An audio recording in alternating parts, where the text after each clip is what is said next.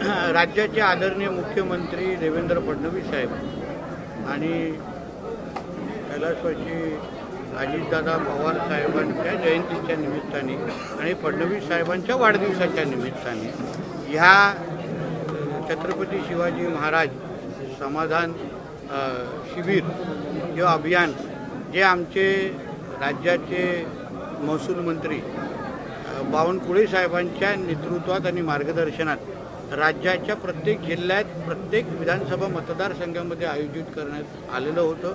तेच आज आमच्या सिंधुदुर्ग जिल्ह्यामध्ये तिन्ही मतदारसंघामध्ये आज पार पडत आहे। इथे माझ्या उपस्थितीमध्ये कणकवली मतदारसंघामध्ये पार पडलेला आहे। ह्या अभियानाच्या निमित्ताने असंख्य लोकांना त्या शासकीय योजनांचा जो लाभ मिळाला पाहिजे, तर काही लोक जे वंचित राहिलेले आहेत त्यांना मिळवून देण्याचं काम या अभियानाच्या निमित्ताने एकाच छत्राखाली होत आहे।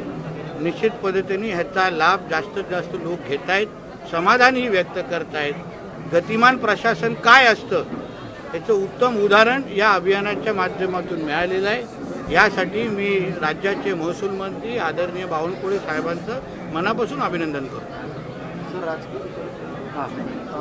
उद्या अमित शाह साहेबांच्या शुभ हस्ते पुण्यामध्ये लोकमान्य टिळकांचा पुरस्कार दिला जातो, त्यावरती संजय राऊतांनी टीका केली आहे। ते म्हणतात की जे पुरस्कार देतात त्यांच्या बुद्धीची मला कीव येते। असं आहे ना, संजय राजाराम राऊतांनी आपल्या राजकीय लायकी आणि अवकातीप्रमाणे अशा पद्धतीचं वक्तव्य करावं। त्याला ज्याच्या पक्षाचं आज महाराष्ट्राच्या राजकारणामध्ये अस्तित्व राहिलेलं नाही आहे, जो बाळासाहेब ठाकरेंचा आणि उद्धव ठाकरेजींचा झाला नाही, त्यांनी काय एवढ्या आमच्या देशाच्या गृहमंत्र्यांवर बोलण्याची हिंमत पण करू नये।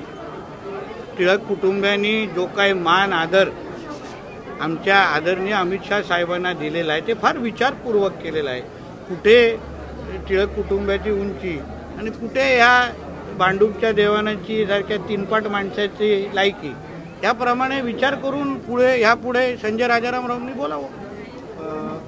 जंतर मंतरवरती मुलांवरती लाठीचार्ज झाला आहे, त्याचा निषेध करत उद्या काँग्रेस जे आहे ते अमित शहाच्या दौऱ्याला विरोध करणार आहे। असं आहे की जे काही तिथे जे काही लाठी हल्ला म्हणा, जे काय एकंदरीत तिथे क्राऊड किंवा गर्दी कंट्रोल करण्याच्या दृष्टिकोनातून जे काही करायचं होतं त्या पद्धतीचं ती परिस्थिती हाताळण्याच्या दृष्टिकोनातून पावलं उचललेलं आहे।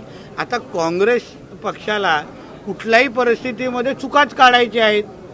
त्यांच्या काळामध्ये होणारे नीटचे पेपरफुटी असो, त्यांच्या काळामध्ये ज्या पद्धतीने लोकांना अमानुष पद्धतीने लाठी हल्ले, ह्याचा पण कधीतरी हिशोब काढायला लागेल। वैयक्तिक द्वेष ज्या पद्धतीने राहुल गांधीजी लोकसभेमध्ये भाषण करतायत, राजकारणापलीकडे जाऊन वैयक्तिक द्वेष दाखवण्याचं जे काम करत आहे, त्याच्यामुळे त्यांच्या काँग्रेस पक्षातून अजून काही वेगळी अपेक्षा नाही आहे।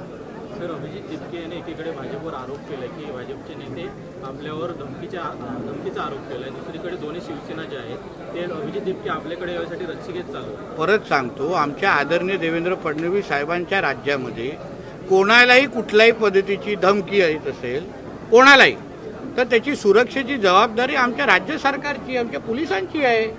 त्यांनी अधिकृत जाऊन तक्रार द्यावी, त्यांनी पुरावे द्यावे की ह्या व्यक्तीने या नंबरवरून मला धमकी दिलेली आहे।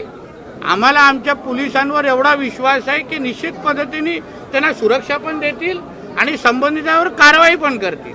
म्हणून अशी कुठलीही माहिती असेल तर कुठलाही वेळ न घालवता, मीडियासमोर न बोलता थेट पोलीस स्टेशनमध्ये जावं आणि पुढचं काम आमचे पोलीस खातं करेल।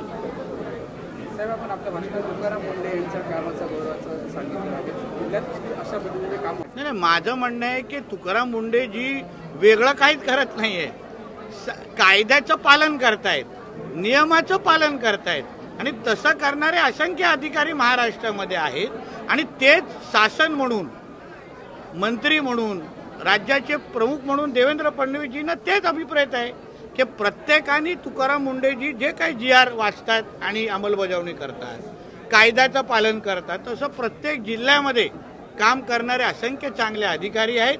त्यांच्यामुळेच आज राज्याला एक प्रगतशील राज्य म्हणून आमच्या महाराष्ट्राला ओळख मिळालेली आहे। त्यांचं सगळ्यांचं कौतुक करण्याचं काम मी भाषणातून केलेलं आहे।